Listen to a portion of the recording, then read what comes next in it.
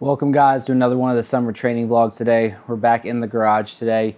Got a nice sunny day. It's like 75 here. So today we're just gonna get all our speed work in.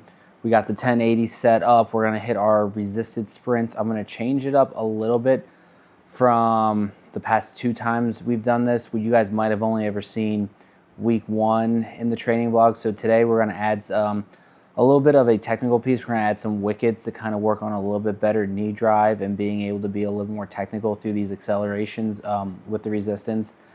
Today, we're only gonna give you a couple little bit of highlights. We're gonna really touch on a little bit more of how I'm making some minor adjustments to help me out through this, but hopefully you guys enjoyed today's training video, and let's get it going.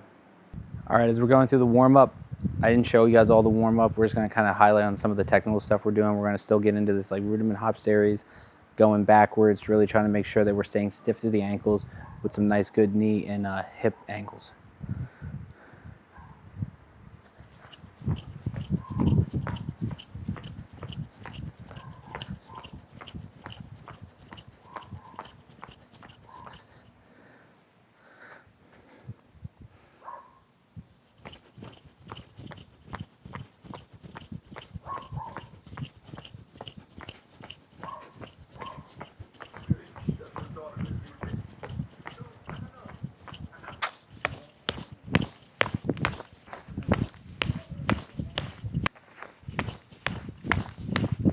Just finished up our rudiment hop series, our hands on hips bounding.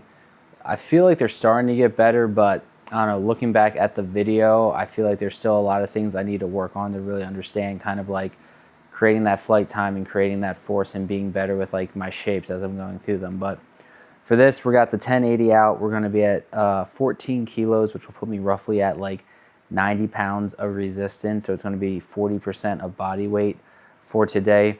I'm gonna set out 5 to 6 hurdles and basically turn this into like an accelerated wicked run to kind of really force myself to hopefully stay more in a positive angle as I'm accelerating, but also getting more knee up as I'm driving down, getting over the hurdle. So we'll set up the hurdles. We'll kind of give you guys a couple different angles of this and how this is looking. We've got 4 to 5 sets today just for 10 yards.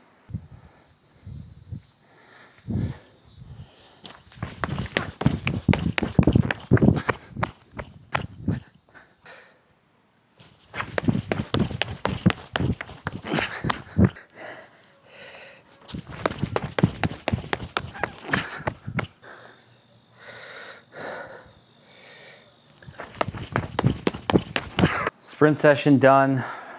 Curious to kind of look back at some of the video and see how the little wickets helped with maybe increasing like being able to just get a better knee drive, being forceful through the ground as I'm going through those accelerations. Times were around the same. It was like 10:13, 10:24, 10:30, 10:15, so miles per hour. Not too bad on those. I'm happy the way they're coming along. We're gonna get our weight room session in now. We got power cleans from the blocks first. Might just give you guys a little bit of film of just kind of the warm up, how I go through some stuff, building up, and then a couple snip shots of the actual lift today and talk about the percentages where we're at and if there's any change in volume and intensity.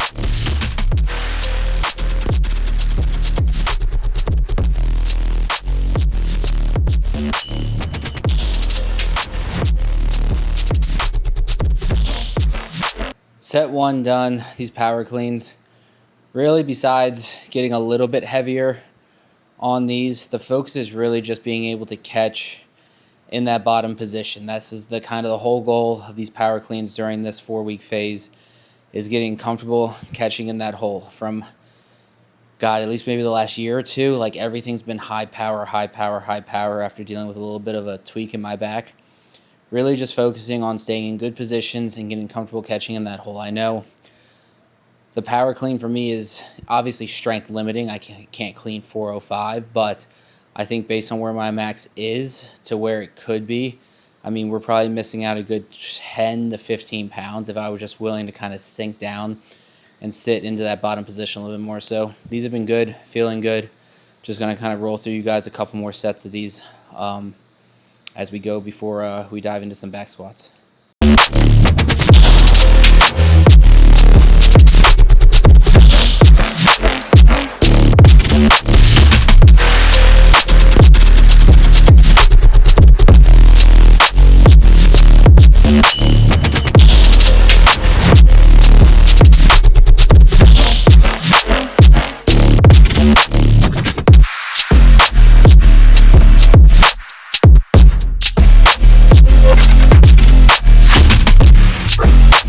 That's a wrap for the cleans. Honestly, all sets felt good. I think it was set 3 or set 4. Kind of lost a little bit of my hand placement and like some fingers popped out, but I feel like I maintained a good position with it. Was in deep in the hole, so keep progressing on these. Keep adding weight week to week. Volume's going to drop off in our next phase of training for the second 4 weeks of this.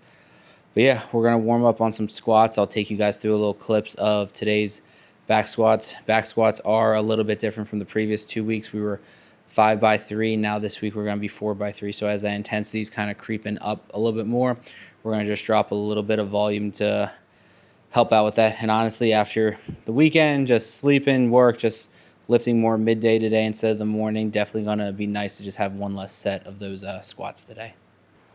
Finished up warm-up sets of back squat. We're at our 285, did it for today. 4 sets for 3. We got a 4-second eccentric on these, making sure that we're trying to be as explosive as we can out of that bottom position for each and every one of these reps.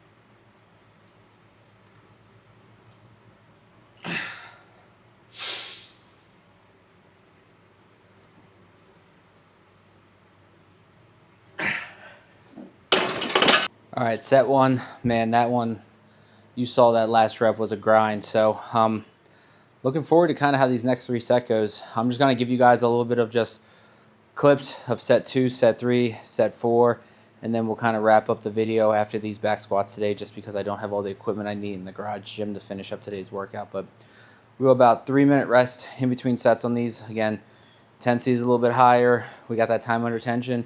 I want to try to get as close to full recovery as I can before going on for set number 2 and so on. So a little bit of a break, and then we'll give you guys what set number 2 looks like.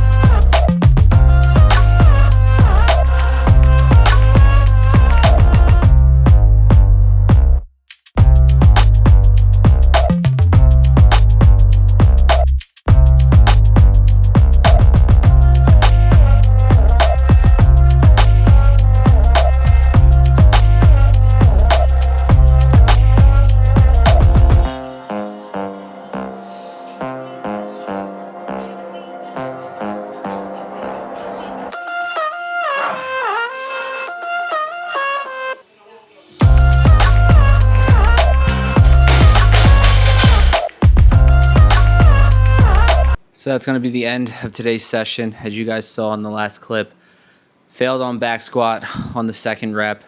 Felt like I was just getting pushed too far forward, couldn't maintain like more of an upright torso. So instead of two ways you could look at this, right? A, you're being soft, take the weight off, put the bar back on the rack, get the 2 reps. Second thing is like, hey, if you don't have it today, you don't have it today. Like, it's not going to be the end of the world, right? Like, we got 3 quality sets in.